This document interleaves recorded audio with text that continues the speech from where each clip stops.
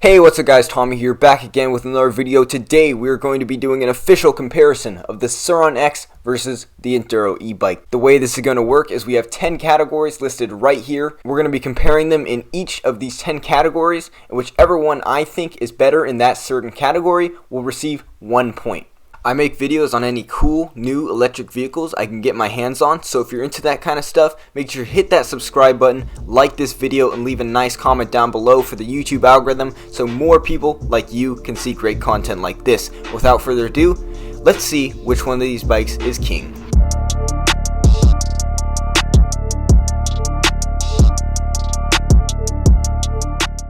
Now, easily being the two most compared e-bikes in my comment section, it's no question why I have to step in and share my thoughts on this, and the best way I know how to is by making a video. So starting off with number 1, performance.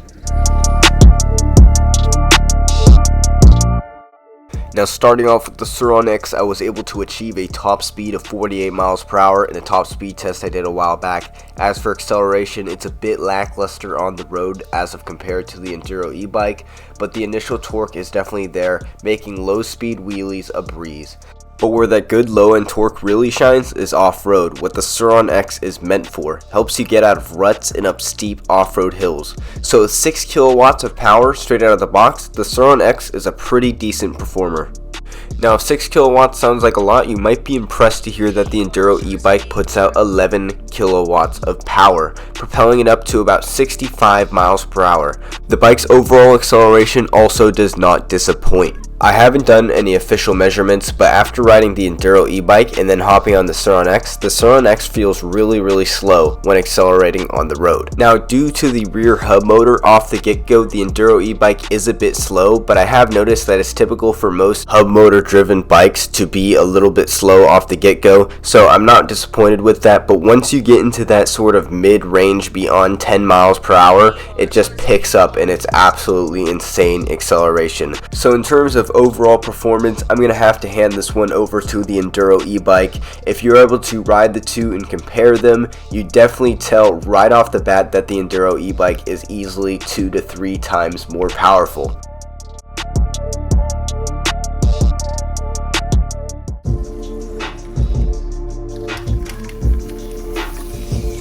Now, a lot of people like to say that the Surron X does not have a lot of range, but hear me out.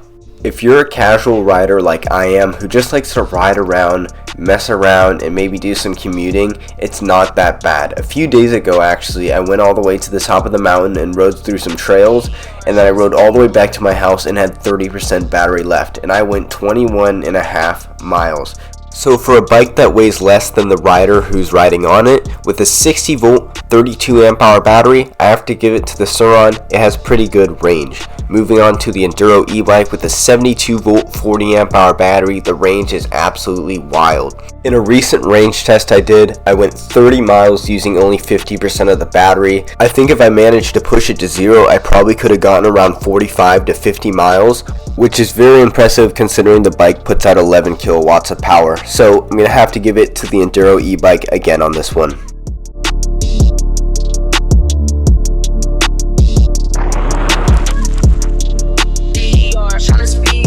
Now, even though this topic is not very analytical and more opinion based, I'd say I personally lean more towards the Surron for looks, and I think most of my friends do too. Yet again, in my comment section, a lot of people will tell me that they love the looks of the Enduro e-bike more than the Surron. So for this one, I'm going to go ahead and give them both a point. They both have very redeeming features and also features that I don't think look very aesthetically pleasing. So yeah, both of them get a point.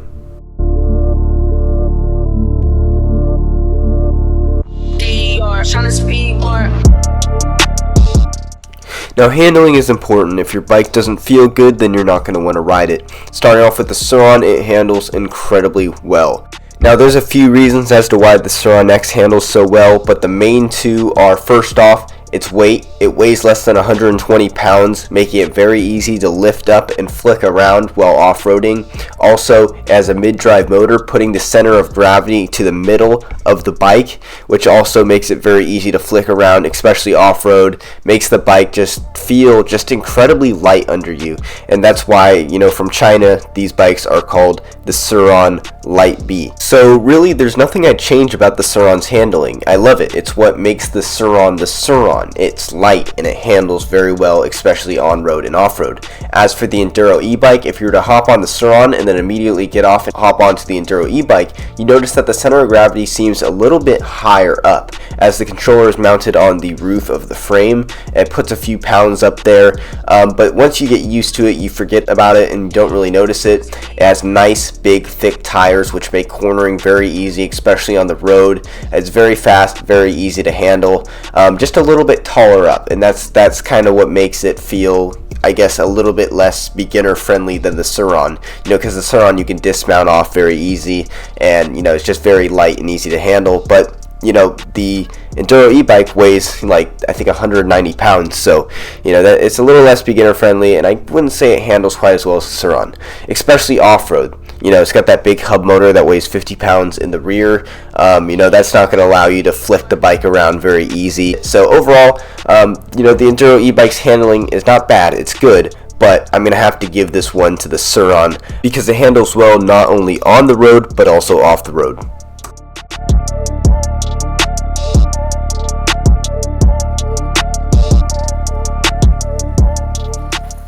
So just like the looks category, this one is also a little bit opinion based, but I feel like this one has a more definitive answer. Now, I've been making YouTube videos on electric vehicles for I think a little bit over a year, maybe a year and a half now, and by far my most popular series on this channel has been on the Enduro e-bike.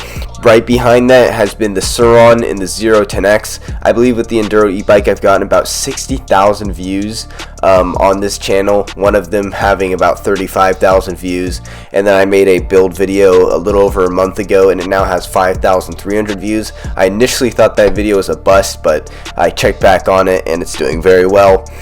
So what that tells me is people think that this bike is very cool. 60,000 people think this bike is very cool. Also, I get a lot more people catcalling this bike on the street, being like, holy shit dude, that thing is freaking awesome. I also get that with the Surron, but just not as much as the Enduro e-bike. So I'm going to give this one to the Enduro e-bike.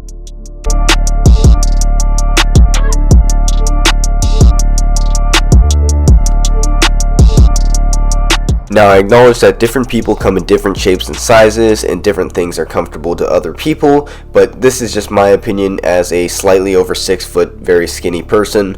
Now, I have no problems with either of the bikes in terms of comfort. They're both very comfortable in my opinion. Now, the Enduro e-bike is sort of more of a road bike, while the Surron is more of an off-road bike, and I think they both do their job of being comfortable in their respective categories very well. So that's why I'm going to give them both a point for comfort.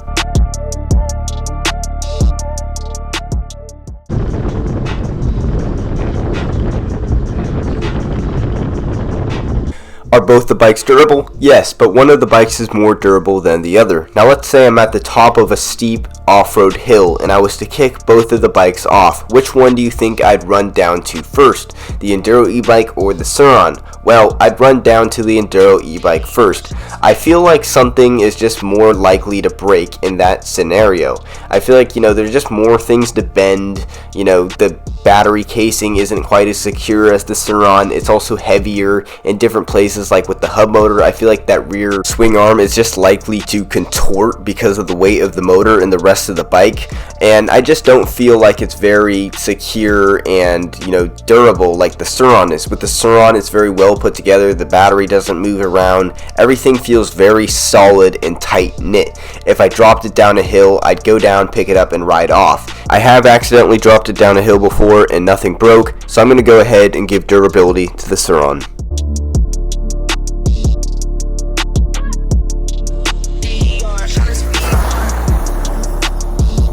Now, I think everybody agrees that having features and accessories on your bike is pretty awesome. You know, that includes lights, switches, horns, all of that kind of stuff. Now starting off with the Surron, it's got a few nice features. First off, you have a keyed ignition headlight and tail light. You can't turn them on and off with a switch while the bike is on, unfortunately, but they are a nice feature.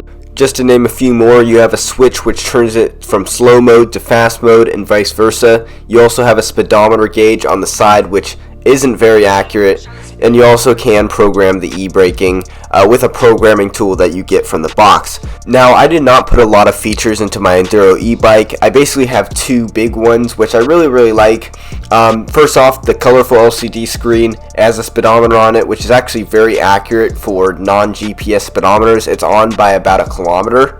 And then the second big feature is the fact that the controller is programmable, meaning I can go into an app and change just about every different aspect about how my bike feels in terms of acceleration and top speed, which I consider just a huge feature. Overall, I'm going to give this one to the Surron. It just has more features that are more easier for beginners to grasp. So yeah, the Surron gets another point. Alright, so it's a split decision. Both bikes have 5 points each. It's 1 a.m. and I'm losing my voice, and we have 2 categories left. And the categories are price and bang for buck. So how we're going to do this, I'm going to tell you guys the prices of each of the bikes, and I'm going to tell you guys which one I think is more worth it for the price, and then we're going to decide which one of these bikes wins.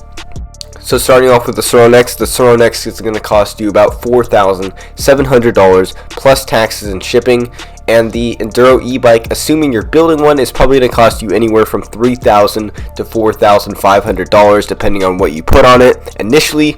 And if you're to buy one from China, it's going to cost you about $3,600, although that does come with a long wait. Alright, now for bang. Alright, now bang for buck. Which one is better for the price? Now, if we're going to go off of what we've seen in this video, both of the bikes have 5 points each, and we know that the Enduro e-bike is likely going to be cheaper than the Surron. So right there you can say, well, the Enduro e-bike is better for the price. But what we've also seen is that the Enduro e-bike is more of a road bike and the Surron is more of an off-road bike. So, I mean, honestly, in my opinion, if you're going to be riding off-road or just using your bike to mess around and use as a toy, I'd probably recommend the Surron X more. I'd say it's probably worth more of the money. But if you needed a bike for commuting and exploring and riding on the road and doing all of that stuff, I mean, the Enduro e-bike is a really good deal. You're spending $3,000 to $4,000 on this, super good bike that goes 65 miles per hour. So anyways, yeah, that's my answer. If you haven't already, hit that subscribe button, leave a like, leave a comment, and I'll see you guys in the next one.